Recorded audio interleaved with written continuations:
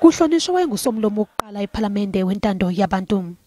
UGinwala owayisishoshovu ummeli kanye nombhali wasiza kusungula imizila ukuqinisekisa ukuphepha koza kwabo abaya ekudingisweni kubala nalo owayengumengameli we-ANC uOliver Tambo, Ronald Segal kanye noYosef Dadoo phakathi kwabanye.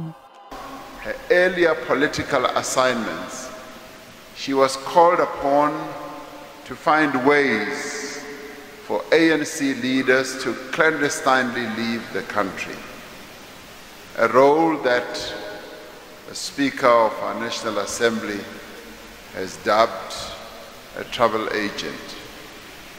And I guess if we ever have had a travel agent of note, none has ever been able to excel beyond what she did. Aze njengomuntu wesifazane owalwela inkululeko hayi eqenjini lakhe kodwa emphakathini. It was in her role as the first speaker of a democratically elected National Assembly that Comrade Freni had the greatest and the most enduring impact on our young democracy.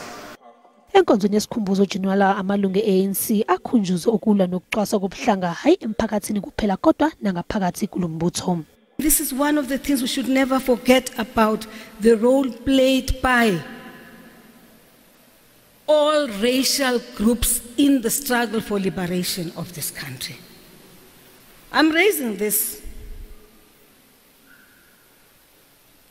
Mr. President, having noted as Speaker that as we come out of conference, the non-racialism of our leadership has gone down. Umlando ngasoze wacimeka emqondweni yabantu kanye nasemndenini wakhe.